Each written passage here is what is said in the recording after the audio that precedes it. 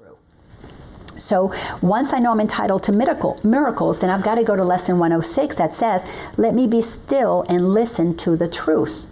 Because the mind that is busy trying to figure things out is spinning in the ego.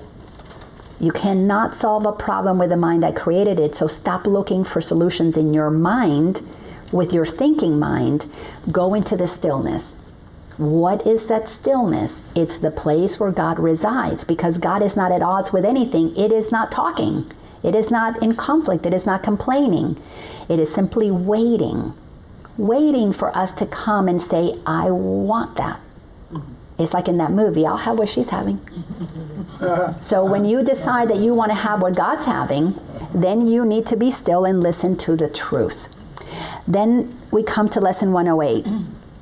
A very, very important concept in the Course in Miracles, and one that must be accepted and practiced for it to give you the efficacy that is necessary for you to see the importance of understanding lesson 108. To give and to receive are one in truth. What this means is that if I am giving you a judgment, I am feeling the resonance of the low vibration of judgment inside of me. If I am sending my love to you and I am giving you the attention of your holiness, I am feeling the resonance, the vibration of holiness in me. So whatever it is that I am giving to somebody, it is being felt here first.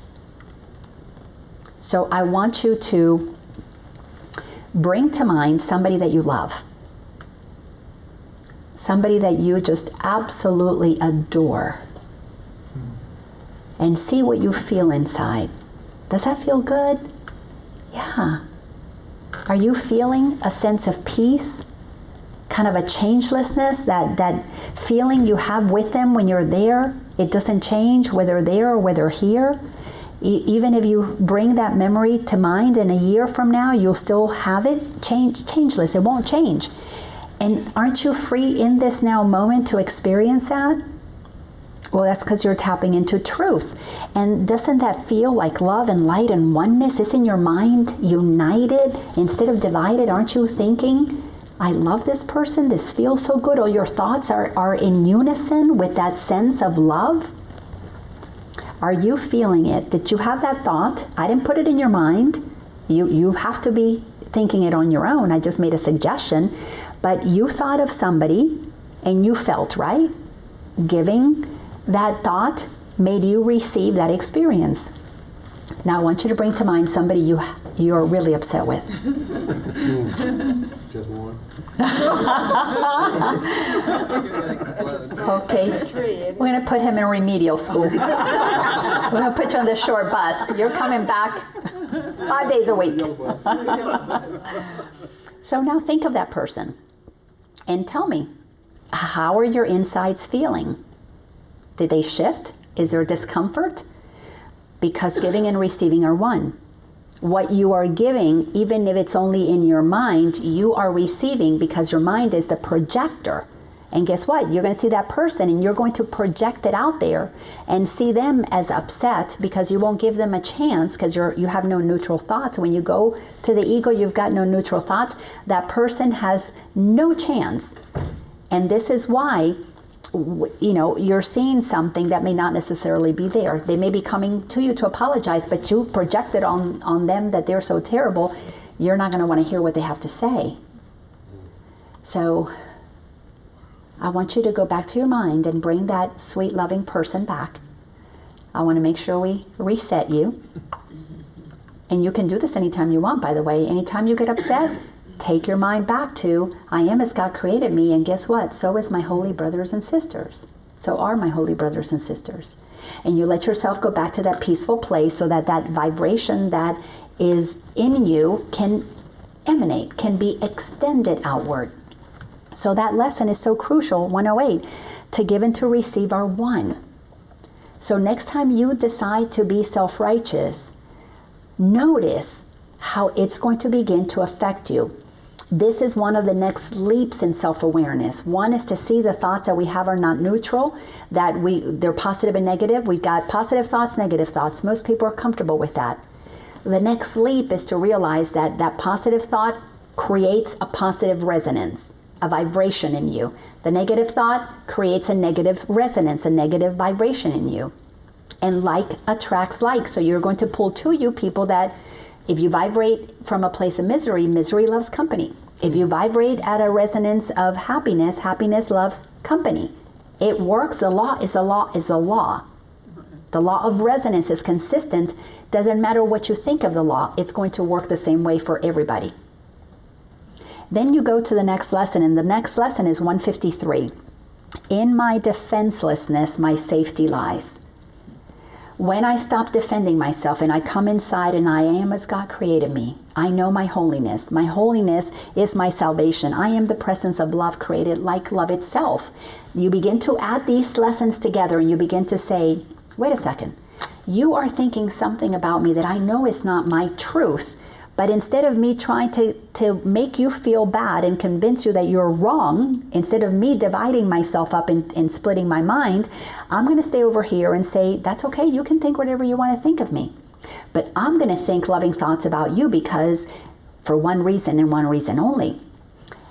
My thoughts, in what I give to you, I'm going to be receiving. And if I'm thinking ugly thoughts about you, I'm going to feel ugly. I'm going to feel uncomfortable. And guess what? I've come to realize that I am holy and I no longer think bad thoughts about anybody. So you can think all the bad thoughts you want about me because it only affects you, not me, because I'm not accepting what is not true about me anymore. And you stand there, you don't defend yourself and try and prove somebody wrong, because if you do, you've moved into duality. Because now you're trying to let them know they're wrong, so you're right. If you stay neutral, where you want to feel the peace of God, you just say, like we say in the South, bless their heart. Bless their little heart. And then you go to the place. You go to the place where Jesus went. I forgive them. They know not what they're doing. Did you know your mind was split and you were believing nonsense before you realized that your mind was split and you were believing nonsense? We didn't know it before we knew it. And if somebody is operating in attack mode, it's because they have a little kid who's scared. Inside of them is a little kid who needs to defend itself, needs to prove itself. Why? Because like at the checkout stand, they might see you as somebody who is upsetting them, but you may be representing the father that gave them a massive beating when they were little, or the uncle, or the aunt, or the mother. You don't know energetically what you have activated in another person, just as we don't know what they activate in us. But every irritation is an invitation. Why? Because everything is a lesson God would have us learn. Do you see how these things begin to really weave together when you understand the principles of the Course? Then you go to lesson number 121. Forgiveness is the key to happiness.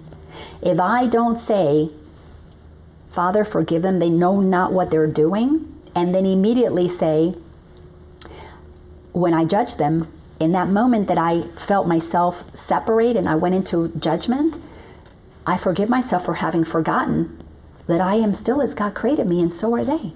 I forgive myself for forgetting that I had an option to shift and lift my vibration. So if you can see them and forgive them for they know not what they're doing, and you stay in your peace, cool beans. If you can't forgive them and then you start judging them, forgive yourself for forgetting you had another option. And then if you start judging yourself for judging them, then double forgiveness. You forgive yourself for judging them and you forgive yourself for judging you, because you forgot that you could have chosen to be the holy being that you already are. And guess what? While we're on this journey from first grade or kindergarten, or let's say preschool on the spiritual journey, all the way till awakening, is many, many, many, many, many years of giving yourself grace. It does get faster. You find the reactions faster and you stop them quicker, but it takes time. Eckhart Tolle spent 30 years studying the Course. 30 years. It's amazing. Then go to then the next lesson, which is 101. God's will for me is perfect happiness. So as we study the Course and we know that God created me like itself, and I know that I am holy, and I know that my mind and God, are one, And then you begin to understand, okay, I am as God created me. What did you create me for, God? What's the whole reason I'm here? And then you read, God's will for me is perfect happiness. What? In the midst of all this suffering, you really created me for perfect happiness? Most people are going to have a tantrum and say, why didn't somebody tell me this before? And then go on a tirade to blame people for not telling them before. So they'll lose their happiness. Why? Because giving and receiving are one. And if I'm mad at the people who didn't tell me that I was supposed to be happy, I lost my happiness. So it takes a level of maturity to come to the place of, okay, let me forgive those who didn't know that we were created for happiness. There's a lot of forgiveness that needs to take place, especially with the church that taught us that God is a punishing God. That not only put God outside of us, but put God as a parental figure that is going to make us suffer for the rest of our lives. So we've got to forgive our sweet grandmother who took us to church and was trying to teach us what she knew. So we would be raised up with the fear of the Lord in us so that it would keep us straight and narrow. We've got to forgive those people that we love that taught us that. We've got to forgive the ministers, the preachers, the priests that we went to, that we looked up to. Then we got to forgive the church. We got to forgive the system, because it is a mind. These are minds that have been corrupted and got split because they were believing what other people told them to. And when we begin to understand that we've all been operating with misinformation, we become gentler and kinder people who can then begin to forgive those who know not what they do, because we were created for perfect happiness. As our minds get cleaned up, we will return to a state of happiness that then allows every single one of us to create heaven on earth. A new earth is the creation of a planetary society where all of us operate from the same one truth. God's will for me is perfect happiness, and so it is for everybody else. And you enjoy your happiness however you want to enjoy it, wherever you want to enjoy it, with whomever you want to enjoy it. And when we get to the place that instead of trying to tell people what is right and wrong for them, and we begin to recognize that we have been all created by the same Creator, in the likeness of the Creator, for happiness, what rules will we need? What laws will we need to create in that moment? Because when we're all inner guided by love, not one of us is going to be hurting anybody else. Because love doesn't hurt, contrary to what we've been taught. That's only in movies. And when we buy into that, if I believe it, guess what? I'm going to project it. And that whole thing about love hurts is because we had unconscious parents who didn't love us unconditionally. They set up conditions because their parents set up conditions and their grandparents set up conditions. And if you trace it all the way back, it started with a human, not with God. Then we go to the next one. Lesson 103 says, God being love is also happiness. So not only was I willed to be happy, but what I am is happiness made in the likeness of the Creator. So the course begins to, if you take it far enough, let me tell you where you're going to end up. You're going to end up having a love affair with God. And when you have a love affair with God, you have a love affair with yourself. Because it will be the love of God that you will be feeling in you that will be moving through you. And when you begin to have that love affair with God and you love yourself, and love is what you're feeling, because that giving and receiving are one, you will be loving everybody else. This is what Jesus was saying. Simple commandment, love your God above all else, and then love your neighbor as yourself. You cannot love your neighbor if your mind is hating them. So you clean up your mind, you realize giving and receiving are one. If I'm made of love, made by God, who is love, as love, to be happy, love your God, love yourself. Then of course your neighbors are going to feel safe around you. They're going to feel loved by you. We will be living in Kumbaya land. It will be a given for everybody. But that requires that you clean up your consciousness. You have to do that. The last lesson that I put on here is lesson 321. I'm taking you way out now. Can you guys handle going that far out? It's pretty advanced. Not all the way to 365, so you'll have me come back for a little bit more. So lesson 321. Lesson 321.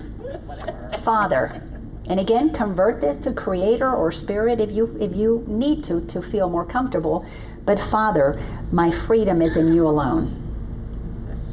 If you don't come to the place that you know God and know that God is love and know that God is all powerful and know that God's laws are the same for everybody, you will not find freedom, because you will be creating something unlike what God created. You will be thinking that there is a specialness for another that you didn't get, or a specialness that you got that another doesn't deserve. So if we don't come to know what God is and know that God is love, and love only wills for us perfect happiness, because can love be sad? No. Love cannot be sad, because love is extending, joyfully creating. It's like a little kid, spreading joy. So we need to come to know what the Creator is. We've got to get clear about the differences between the Creator and what the ego is. The ego is a thought system that has corrupted our mind, like a virus in a computer, that once you remove it, it leaves the computer just fine. Once you remove what is not God, God is all that will remain, which is why if you remove the virus from a computer, once it's removed, it hasn't occurred. You're in that now moment with a computer that is clean. So our work is to receive these lessons, to do the lessons, practice them again and again and again, for however many years it takes, until you come to the place that you are completely free, because you have come to know what God is. And at the end of the day, every one of us is God.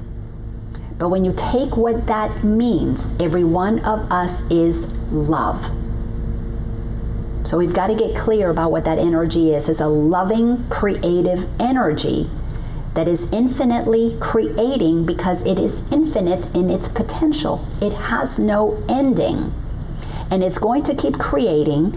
And while it's creating, you can either align with it and enjoy the ride, or you can block it and come up with your own ideas and suffer if you want.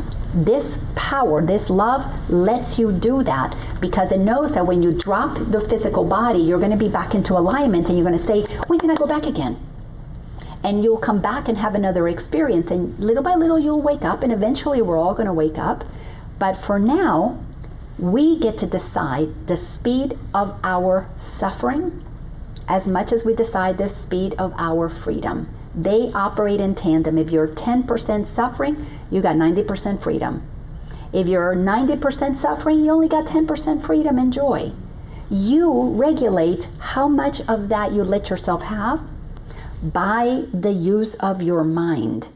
Are you thinking rightly with God, or are you thinking not? The Course says wrong mind, but if you're blocking love, you're going to suffer, and nobody's doing it to you but you. Why? Giving and receiving are one. See how simple this is? Don't you love this information? Yes.